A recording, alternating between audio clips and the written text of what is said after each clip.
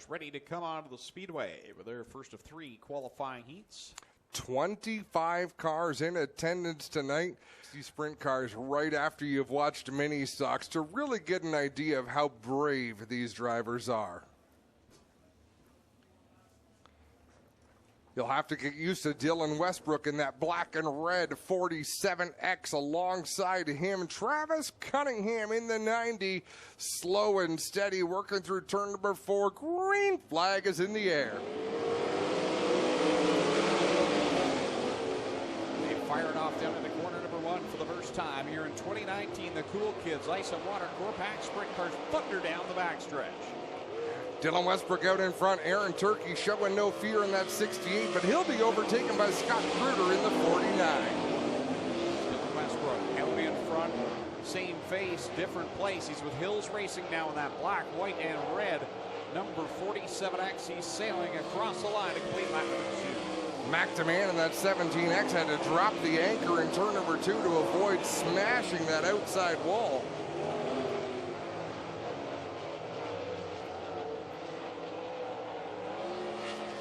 Whoa, and Aaron Turkey up off the end of the racetrack. That's going to cost him some ground.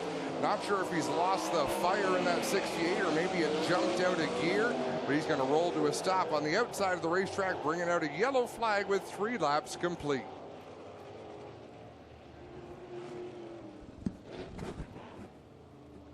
Aaron Turkey in his maiden voyage in the 68 machine here in the 360 division comes to a stop to the outside of corner number 4. We have 3 laps in, 5 laps left to go. Dylan Westbrook picking up where he left off last season, back out in front. How many toys did we get, Clinton and Spencer, over the offseason? We got a camera that can follow Clint around and work the broadcast. Scott Kruger back there in that second spot found his way to victory lane in 2018 here at the Big O after many years of trying. And Dylan Westbrook, it's opening night here at Ohsweken Speedway, but he has been racing somewhere different every weekend for the last 2 months, Greg. Yeah, spending a lot of time south of the border and gaining a lot of valuable experience. And if you're a regular in this division, it's not what you want to see of Dylan getting more experience against regular racers, full-time racers in the U.S. Mac DeMann absolutely hurled that car down into turn number 1. He was sideways just past the start-finish line, making his run into the first turn. So obviously, he still has the nerve to do what needs to be done behind the wheel of a sprint car. Out in front, we have answered our question. Scott Kruger, even with an open look at the back bumper at Dylan Westbrook, not quite able to keep pace as we've got a great battle for third out there brewing. Jamie Turner in the 3rd position, but Jake Brown wants the spot. Checking out now almost a straightaway over Scott Kruger as Jamie Turner holding on to 3rd, and now a change of position as Mac DeMann gets by Jake Brown. Brown fighting back on the bottom a little bit, 110. Well, Jake Brown was trying to size up Jamie Turner. He got a little bit bogged down, and Mac DeMann made the move to the inside, took the position. Jake Brown trying to fight back. Meanwhile, Mac DeMann's trying to close in on Jamie Turner as Kevin Pauls goes a lap down to Dylan Westbrook as the white flag flies with 1 more lap to go in this heat. Westbrook sails it down the backstretch into corner number 3 for the final time. He'll come to the checkered flag and pick up right where he left off. He'll grab the heat race win. Dylan Westbrook picks up the win over Scott Kruger.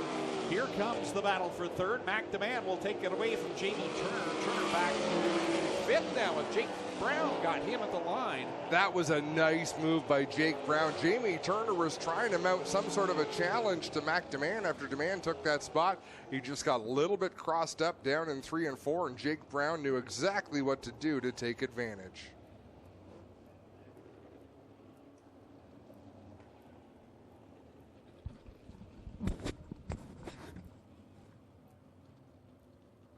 First of 3 qualifying heats into the record books now.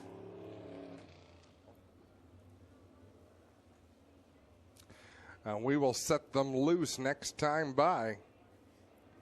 Shane Ross on the outside in that black number 5. On the inside, it's Jim Hoopanen in the 14H. Remember, the leader fires first at around the chalk line, so the inside of the front row should take off first. And that's how it goes down into turn number 1. They're all battling for the bottom right now, which leaves the outside open for Josh Hansen to get a big run out in the backstretch. Shane Ross grabs the lead away from Jim Hoopin, and down the backstretch he'll lead. Lap number 1 in the battle for second is a good one between Hoopinen and Hansen. Hansen with a head of steam, but didn't want to throw it to the outside too deep. Well, I think he did, but he realized Jim Hoopinen was headed up the racetrack, and he was not going to be able to get position in a time where Hoopinen could even understand that he was on the outside of him. So Josh Hansen wisely rolling out of the throttle there. He'll race from the 3rd position and try to close in again, but look who's on his way. Ryan Turner works up to the cushion in turn number 3. He had a good run going, but just made a little bit of a mistake in the 3rd turn. Here comes Hoopinen making the charge back on Shane Ross for the lead. This time Bob will see the cross flags go in the air. 4 laps in, 4 to go. As Hoopinen charges off at corner number 4, looks to the outside of Shane Ross. 3rd and 4th, everybody's sort of holding their positions right now. Nobody able to gain a lot of ground. As I say that, Jim Hoopinen in the 14 sweeps to the outside of Shane Ross. We've got a battle for the lead. Shane didn't know he was there. He knows it now. Here comes Hoopinen to the outside. He'll grab the lead on lap number 5. 3 more circuits around for the Red Rocket. Let's see if Shane Ross can adjust his line a little bit. Obviously, that outside groove is working for Josh Hansen and for Hoopinen. I shouldn't say the outside. They're more running the middle. As I say that, Josh Hansen heads up to the outside. But look at that. We're seeing a lot of different options here. Josh Hansen looked like a natural when he came to the crate sprint car division. He looks the same right now in the 360s, showing no fear at all. Here he goes to the outside of Shane Ross for second. It's all about being smooth, hitting your marks, and knowing what you want the car to do. When Josh Hansen sets the car into the turn, it almost looks obvious that's where he wants to run going into the turn and all the way through the corner as well. Checkered flag going to fly this time. Hoopinen going to take the win. Second, Josh Hansen will be 3rd, Ryan Turner 4th, Sean Evans 5th, and it's Todd Hotting 6th. 7th will go to Mike Thorne, and then it'll be Scott Burke completing the running order in qualifying heat race number 2. So the Red Rocket, 2-time champion, gets the win in his first qualifying heat of the season. Is there normally lights back up on the warm-up? Oh, I guess there are lights back there, aren't there? Looks very dark from here, doesn't it, the warm-up track? One of the best go-kart racers you will have ever seen in your lifetime, Steve Lyons. Got his first 360 win last year with the Southern Ontario Sprints down at Brighton. Popular win. We knew it was going to happen. We just didn't know when and where. And he, once again, will be strong here in 2019 as he will lead into the green flag of Chris Steele flanking his outside. Through 1 and 2, Chris Steele up on the outside. Steve Lyons got some good bite off of turn number 2. They drag race into 3 in close quarters. Chris Steele just, I think he surprised Steve Lyons driving to the outside. I think Lyons thought he was running the outside. Chris Steele went up a little bit higher, just a touch of contact, and it sent Chris Steele around backwards. And that Overland sponsored number 80. Look at the sponsors: Gulfy, Fleet Contracting, Overland, Bilger.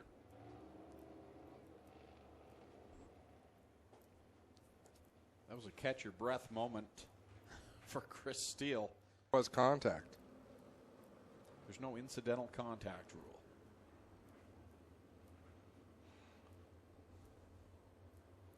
Doug Leonard runs a tight ship out here. Our race director does a nice job, and we put through a lot of race cars here on a Friday night. How many cars do we have here tonight? Over 100, about 120. Green back in the air, and this time it's Brian. Make that Dan Nanakoke leading the field down into corner number 1 with Derek Jonathan in tow. Corey Turner makes it 3 wide with Shirk and Steele, and Steele's got some more smoke pluming out of the back of that car like he had in hot laps. That might be coming out of his helmet. Well, he's up to 3rd, looking for 2nd now down in corner 1. Made a bold move there on that start. Passed about 3 cars in turns 1 and 2. Holly Porter works into the top 5 in that orange number 1. Derek Jonathan going to look to the outside of Dan Nanakoke down into turns 1 and 2. Chris Steele on the bottom, Jonathan up top, Dan Nanakoke around the middle. If you remember, opening night last year was not a good night for Dan Nanakoke. Junked a car down there in turn number 3, and boy, oh boy, did he ever get loose there in 4. Good 4th car battle at the front as Corey Turner gets into the mix now. He looks low on Dan Anacoach. They go down in corner number 3. Jonathan, your leader, but here comes the 80 of Chris Steele on the bottom. And Corey Turner closing in as well on that Burger Barn Ace 1 construction number 13. So 3 cars out in front. Holly Porter closing in on Dan Anacoach. She'll work to the outside. Jonathan and Steele. That time Steele will lead the lap in the 80. The real deal back to the top of the charts. Jonathan back into the second spot. Corey Turner now running in third. Chris Steele will use the outside, use the bottom, use the middle. He used every groove out there as Corey Turner throws a slider on Derek Jonathan to take the second position with just a couple laps to go in this sprint car heat. Chris Steele leads him down into corner number 3, coming now this time to the white flag, and Corey Turner trying to reel him in here in this final lap. That 13 car, once he got by Jonathan, he has really been hooked up. Well, at this point, you're using this as a bit of a test session because these are different track conditions than the drivers have faced in either on practice night or here tonight. Things slicking up, but the track is nice and wide and smooth as Chris Steele takes the win over Corey Turner, Holly Porter, Derek Jonathan, Dan Anacoach, and Steve Lyons.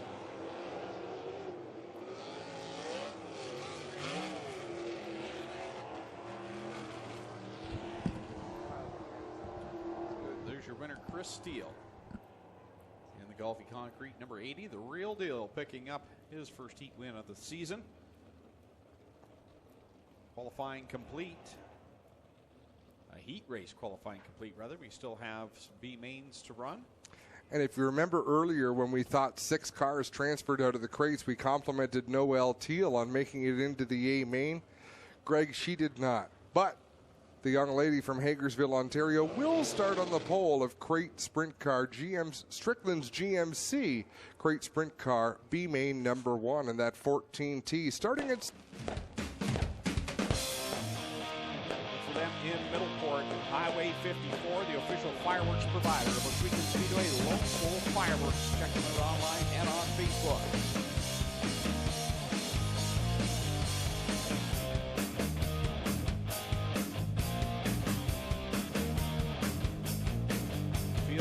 Take shape, and ladies and gentlemen, we'll get you to rise to your feet. We'll send these 25 drivers on Oswego Speedway style. Get on your feet and wave these drivers on. They've come to put a show on for you. Wave a hat, a program, whatever you have in your hand, and send them off. They are 4 wide and fancy for you, the fans. This is the Cool Kids Ice and Water Corpac Merchandising Sprint Car.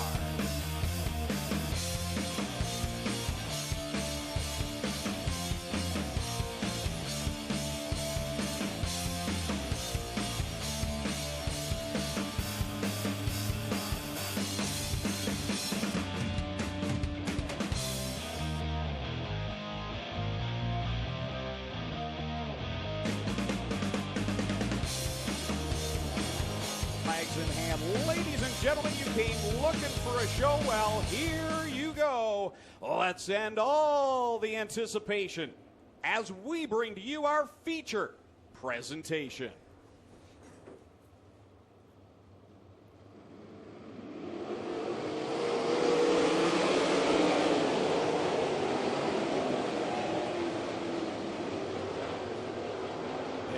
Bumble stumble through corners 1 and 2, and Jim Hoopin in the Red Rocket is out on top. Coming down to complete lap number 1, he'll be the leader with Dylan Westbrook in tow. Hoopin with a good opening lap. Dylan Westbrook with a big move off the start to jump into the second position. Chris Steele back to third. Then they're side by side for 4th and 5th. Holly Porter in the Oswego Speedway number 1 down low, and on the outside, McDeman in the 17X. Jim Hoopin and 2-car lights up on Dylan Westbrook. It's another 8 back to Chris Steele in that 3rd spot. McDeman running 4th. Holly Porter in that top 5. As we come down to complete lap number 3 for the Red Rocket, the lead has shrunk. Looking through the field, Scott Kruger trying to make a move on Ryan Turner there. Kruger down to the inside, but Turner gets a better run off the corner. He'll maintain that spot. Out in front, it's Hoopin and having a great run. to the inside of Scott Shirk, make that Kevin Pauls down in corner number 2. They'll bring Dylan Westbrook along for the ride. Here comes Westbrook. He'll swing it around the outside in corner number 3. Off of corner 4 they come. Hoopinen will lead the lap. Jim Hoopinen is getting great drive off the corner. Dylan Westbrook is spectacular going in and through the middle, but Jim Hoopinen is really, whatever he's doing, whether it's his throttle control or trail braking, he is really coming off the turns with great traction. Top 2 get by Cole McDonald. Now they'll work around Scott Shirk in corner number 1. Westbrook staying right in the tire tracks of Jim Hoopinen as they work down the backstretch. Into corner number 3 they go. Westbrook looks down low now. He'll bring it right down to the blocks off of corner number 4. And at the line, Dylan Westbrook will lead on lap 7. It was important for Westbrook to get down into the bite coming off the corner, and that's exactly what he did. They worked to the outside of the lap machine of Travis Cunningham in the 90, although he wasn't a lap machine until just now. And Dylan Westbrook going to try to get away. He's running that bottom groove again there in turn 4. Westbrook works to the outside of Scott Burke as Jim Hoopinen now begins to lose ground to the leader, who has now got himself boxed in behind Mikey Bobby and the number 68, but shot right through the middle. As he gets by here in Turkey into some clear sailing for a lap or 2. With Dylan Westbrook getting out in front. Oh, he gets bouncing between 1 and 2. We've got a great battle for second. Jim Hoopinen loses the spot to Chris Steele. Right behind them, it's Mac Demands with 3 cars battling second, third, and 4th. Mac Demands started in the 4th spot, but he's setting his sights on 3rd right now. He'll look down low on Chris Steele. Oh, he really gave up a lot of racetrack there. It bounces the front end up in the air and back down as Jim Hoopinen will get back by him. Now here comes Mac Demands sticking it around the outside of the 14H. Wow.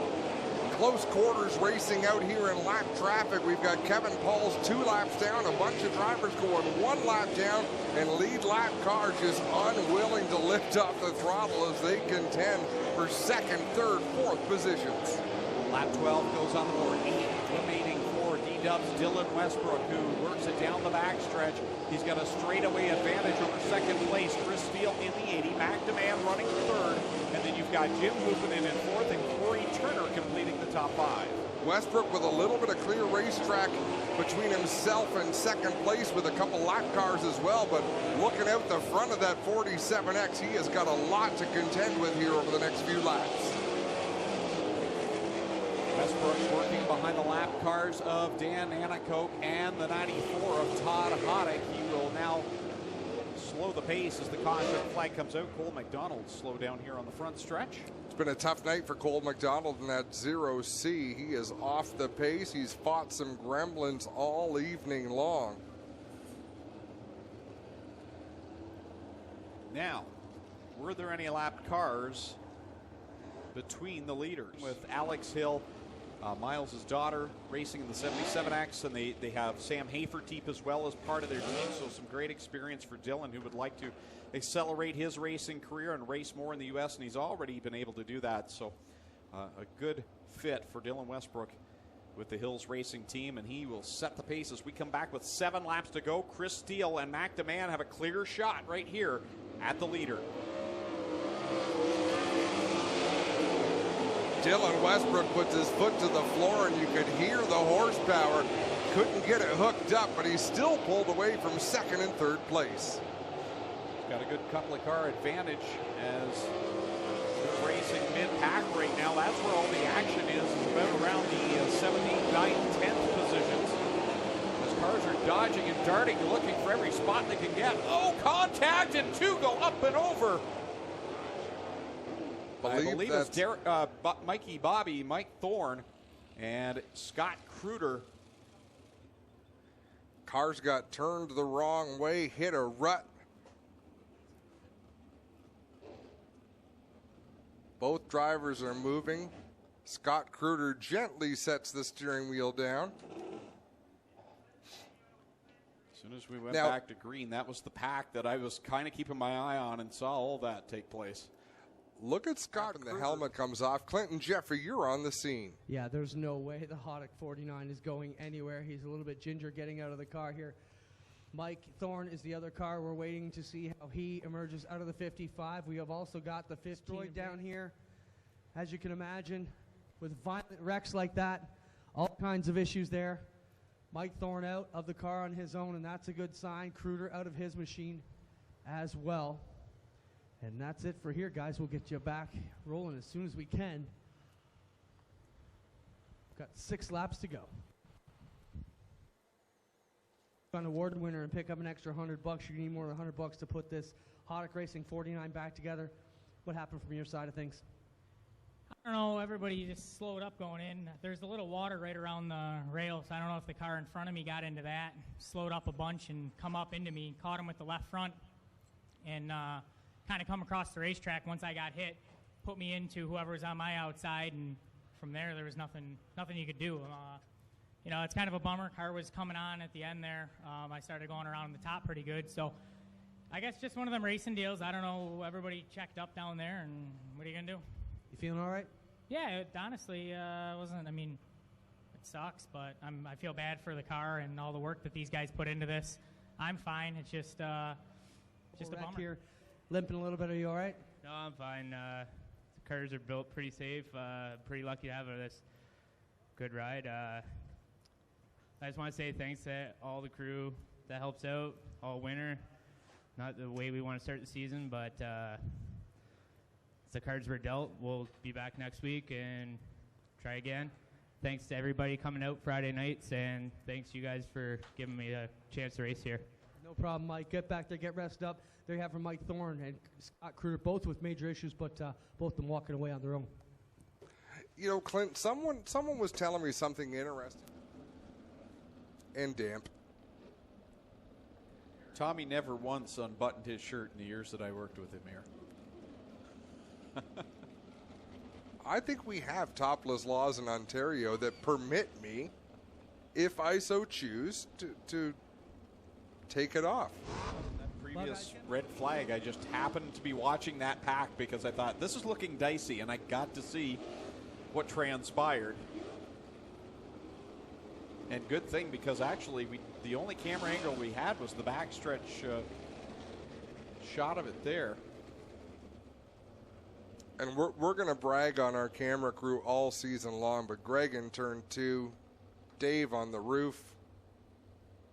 We've got a good team, the safety crew. Terry Watt, who looks after the push truck area and the warm-up track. Kyle McKenzie in the flag stand. I would put our team up against any crew out there. Flag back in the air. We've got 6 laps left to settle it. Dylan Westbrook holds down the lead. The fight's for second right now, it seems like, as Chris Steele and Mac Demand going at it. And Sean Evans way out of shape in 1 and 2. That was not the line he wanted to take, as Dylan Westbrook starting to pull away once again down the front straightaway into 1 and 2. Chris Steele is there following the leader. Dylan Westbrook trying to close the gap. We'll keep an eye at 0.7 of a second last time by. This time by it'll be over a second, 1.18. Look at Ryan Turner in that 91. He is carrying all sorts of speed around here. I believe most of the cars he's racing with are a lap. Well, no, Holly Porter's on the lead lap, so that's a battle for position. Dylan Westbrook's clear sailing right now for him. Coming down will be 2 laps left to go. Chris Steele, Mac Demand running second, third, Jim Hoopen in fourth, and Corey Turner very quietly up there running in the top 5. Turner to the inside of Steve Lyons. Lyons not on the lead lap to my knowledge, so he'll try to close in on Holly Porter as he gets the 2 lap to go signal, and Dylan Westbrook about to take the white flag out of turn 4. He's already caught the tail of the field. He gets by Scott Scherf with 1 lap left to go. He's going to pick up where he left off 1 year ago. He's been the champion for the last couple of seasons, and he'll notch another win in the belt coming through 3 1/2 of quarter 4. Dylan Westbrook will pick up the first win of 2019. Finishing second going to be Chris Steele, Mac Demand third, Jim Hoopen in fourth, Corey Turner rounding out the top 5, and Holly Porter gives that one car a good run, finishing 6th just ahead of Ryan Turner, Mitch Brown, Josh Hansen, and Todd Haddock. The way with 27. We'll go down to victory lane and talk to the top 3. Clinton Jeffrey is down trackside. Well, as you said, Westbrook up on the top wing, and we'll celebrate another trip to Ohsweken Speedway. Way to start off your 2019 title defense. New team, new ride, but still the same result. You got to be happy with that. Yeah, it's just a lot of work going over the offseason, getting the new car ready with the new team and everything, and worked out really good. We got a really good team behind us with just everyone who helps out, and it really pays off. Like, I could go anywhere on that track, even right through the slick, and we were still hooked up, so it was great. You've been doing a lot of traveling preseason. I'm sure you're going to continue that through the summer. Are you going to be dedicated here to Friday nights, or what's the plan? I think that's the plan, to try to be dedicated here for Friday nights, but still try to hit as many other races as we can. Like, we started out the season with the ASCS Tour, ended up in 5th right now in points, so real good start there, but just try to do as much racing as we can. Smoking like a chimney all night. Looks like maybe a little too much oil in. Is that the case? Yeah, I think so. We'll have a look at it this week. We had some problems on the starts too. Dylan was just walking us, so we got to look back to that this week and hopefully come back next week and one spot better. End up on the concrete is a good start to your season. Let's talk about your night. Not too bad. Not bad. We missed practice day. I had a previous commitment, so I guess it was kind of shakedown. We found some brake problems, which we're still fighting with.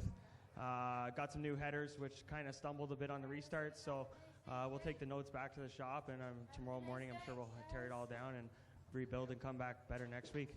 Congratulations. Going to leave tonight in the top 3 points. I'm happy with that, and good run for Steele, and congrats to Dylan. Hope to be up here a lot more. All right, that is McNamara, 3rd place next week. MAV TV live coverage right here from Ohsweken and Carlo night. Adam and Greg, thanks for a fantastic night. Clint, great job tonight. It was a great show. Thanks to the fans for coming out. We hope you enjoyed yourselves and can't wait for next Friday. It's ready or not, here we come, Greg Calner. Victory Games is going to produce here tonight. Rick Jeffrey and Adam Ross. My name's Greg Kellman saying so long. We'll see you right back here next Friday.